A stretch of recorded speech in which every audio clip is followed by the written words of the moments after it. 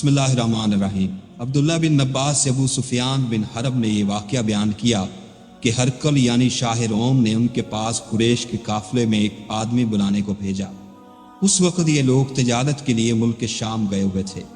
ये वो ज़माना था जब रसूलुल्लाह सल्लल्लाहु अलैहि वसल्लम ने कुरैश और अबू सुफियान से एक वक्ती अहद किया हुआ था।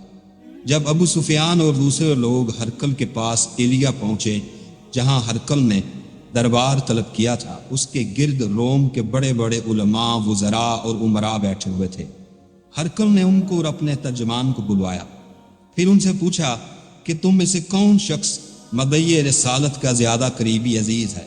अबू सुफियान कहते हैं कि मैं बोल उठा कि मैं उसका सबसे ज्यादा करीबी रिश्तेदार हूं। यह सुनकर हरकल ने हुक्म दिया कि उसको यानी अबू सुफियान को मेरे करीब लाकर बैठाओ और उसके साथियों को उसकी पीठ के पीछे बिठा दिया। फिर अपने तर्जमान से कहा कि इन लोगों से कह दो कि मैं अबू सुफियान से उस शख्स यानी मोहम्मद रसूलुल्लाह सल्लल्लाहु अलैहि वसल्लम के हालात पूछता हूँ। अगर ये मुझसे किसी बात में झूठ बोले तो तुम इसका झूठ जाहिर कर देना। अबू सुफियान का कौल है कि अल्लाह की कसम, अगर मुझे ये गैरत न आती कि ये लोग मुझको जुटलाएंगे तो मैं आप सल्लल्लाहु अलैहि वसल्लम की निस्बत जरूर गलत गोई से काम लेता। खैर, पहली बात जो हरकल ने मुझसे पूछी वो ये उस शख्स का खानदान तुम लोगों में कैसा है। मैंने कहा वो तो बड़े ऊंचे आली नस्ब वाले हैं। कहने लगा इससे पहले भी किसी ने तुम लोगों में से ऐसी बात कही थी। मैंने कहा नहीं। कहने लगा अच्छा, इसके बड़ों में कोई बादशाह हुआ है। मैंने कहा नहीं। फिर उसने कहा बड़े लोगों ने उसकी पैरवी इख्तियार की है या कमजोरों ने। मैंने कहा नहीं, कमजोरों ने की है। फिर कहने लगा इसके ताबेदार रोज बढ़ते जा रहे हैं या कोई साथी फिर जाता है। मैंने कहा नहीं। कहने लगा कि क्या अपने इस दावा नबूवत से पहले कभी किसी भी मौके पर उसने झूठ बोला। मैंने कहा नहीं।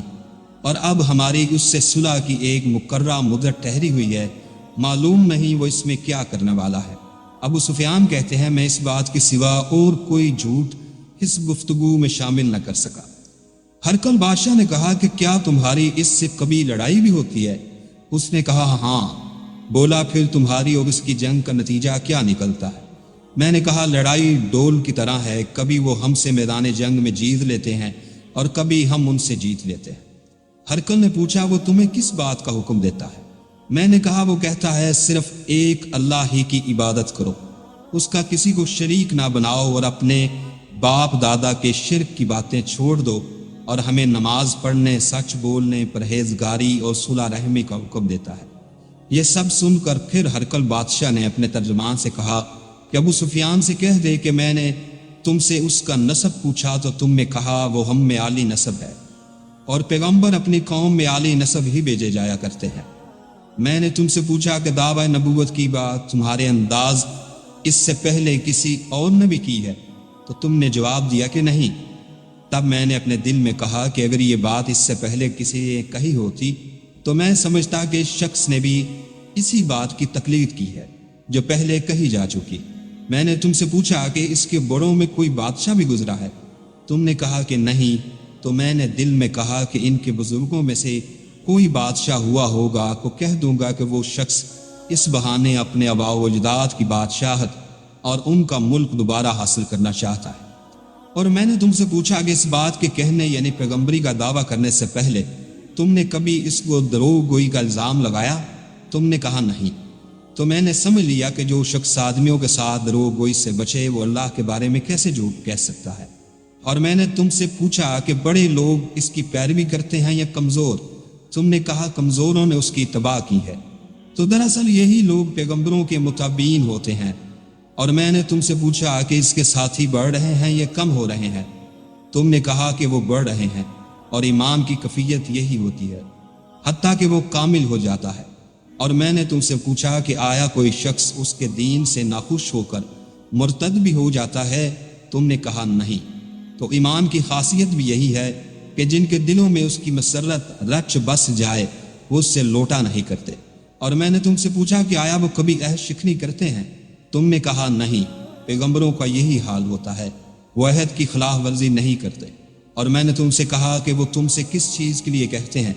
तुमने कहा وہ ہمیں حکم دیتا ہے کہ اللہ کی عبادت کرو، اس کے ساتھ کسی کو شریک نہ ٹھہراؤ، اور تمہیں بتوں کی پرستی سے روکتے ہیں، سچ بولنے اور پرہیزگاری کا حکم دیتے ہیں۔ لہٰذا اگر یہ باتیں جو تم کہہ رہے ہو سچ ہیں تو ان قریب وہ اس جگہ کا مالک ہو جائے گا جہاں میرے یہ دونوں پاؤں ہیں۔ مجھے معلوم تھا کہ وہ پیغمبر آنے والا ہے، مگر مجھے یہ معلوم نہیں تھا کہ وہ تمہارے اندر ہوگا۔ اگر میں جانتا کہ اس تک پہنچ سکوں گا تو اس سے ملنے کے لیے ہر تکلیف گوارا کرتا۔ اگر میں اس کے پاس ہوتا تو اس کے پاؤں دھوتا۔ ہرقل نے رسول اللہ صلی اللہ علیہ وآلہ وسلم کا وہ ختم گایا جو آپ نے داہیہ کلبی رضی اللہ تعالیٰ عنہ کے ذریعے حاکم بصرہ کے پاس بھیجا تھا، اور اس نے وہ ہرقل کے پاس بھیج دیا، اور پھر اس کو پڑھا تو اس میں لکھا تھا: اللہ کے نام کے ساتھ جو نہایت مہربان اور رحم کرنے والا ہے۔ اللہ کے بندے اور اس کے پیغمبر محمد صلی اللہ علیہ وآلہ وسلم کی طرف سے یہ خط شاہ روم کے لیے ہے۔ اس شخص پر سلام ہو جو ہدایت کی پیروی کرے۔ اس کے بعد میں آپ کے سامنے دعوت اسلام پیش کرتا ہوں۔ اگر آپ اسلام لے آئیں گے تو دین و دنیا میں سلامتی نصیب ہوگی، اللہ آپ کو دوہرا ثواب دے گا، اور اگر آپ میری دعوت سے روگردانی کریں گے تو آپ کی رعایا کا گناہ بھی آپ ہی پر ہوگا۔ اور اے اہل کتاب، ایک ایسی بات پر آ جاؤ جو تو ہمارے اور تمہارے درمیان یکساں ہے، وہ یہ کہ ہم اللہ کے سوا کسی کی عبادت نہ کریں اور کسی کو اس کا شریک نہ ٹھہرائیں، نہ ہم میں سے کوئی کسی کو اللہ کے سوا اپنا رب بنائے۔ پھر اگر وہ اہل کتاب اس بات سے منہ پھیر لیں تو مسلمانوں تم ان سے کہہ دو کہ تم مانو یا نہ مانو، ہم تو ایک اللہ کے اطاعت گزار ہیں۔ ابو سفیان کہتے ہیں کہ جب ہرقل نے جو کچھ کہنا تھا کہہ دیا اور خط پڑھ کر فارغ ہوا تو اس کے ارد گرد بہت شور و غوغا ہوا، بہت سی آوازیں اٹھیں اور ہمیں باہر نکال دیا گیا۔ تب میں نے اپنے ساتھیوں سے کہا کہ ابو کبشہ کے بیٹے نبی کریم صلی اللہ علیہ وآلہ وسلم کا معاملہ تو بہت بڑھ گیا ہے، دیکھو تو اس سے بنی اسفر روم کا بادشاہ بھی ڈرتا ہے۔ مجھے اس وقت سے اس بات کا یقین ہو گیا کہ نبی کریم صلی اللہ علیہ وآلہ وسلم ان قریب غالب ہو کر رہیں گے، حتیٰ کہ اللہ نے مجھے مسلمان کر دیا۔ راوی بیان کرتا ہے کہ ابن ناتور ایلیا کا حاکم ہرقل کا مصاحب اور شام کے نصارہ کا لاٹ پادری بیان کرتا تھا کہ ہرقل جب ایلیا آیا ایک دن صبح کو پریشان اٹھا تو اس کے درباریوں نے دریافت کیا کہ آج ہم آپ کی حالت بدلی ہوئی پاتے ہیں، کیا وجہ ہے؟ ابن ناتور کا بیان ہے کہ ہرقل نجومی تھا، علم نجوم میں وہ پوری مہارت رکھتا تھا۔ اس نے اپنے ہم نشینیوں کو بتایا کہ میں نے آج رات ستاروں پر نظر ڈالی تو دیکھا کہ ختنہ کرنے والوں کا بادشاہ ہمارے ملک پر غالب آ گیا ہے۔ بھلا اس زمانے میں کون لوگ ختنہ کرتے ہیں؟ انہوں نے کہا کہ یہود کے سوا کوئی ختنہ نہیں کرتا، سو ان کی وجہ سے پریشان نہ ہوں۔ سلطنت کے تمام شہروں میں یہ حکم لکھ بھیجیے کہ وہاں جتنے یہودی ہوں سب قتل کر دیے جائیں۔ وہ لوگ انہی باتوں میں مشغول تھے کہ ہرقل کے پاس ایک آدمی لایا گیا جسے شاہ غسان نے بھیجا تھا۔ اس نے رسول اللہ صلی اللہ علیہ وآلہ وسلم کے حالات بیان کیے۔ جب ہرقل نے سارے حالات سن لیے تو کہا کہ جا کے دیکھو وہ ختنہ کیے ہوئے ہے یا نہیں۔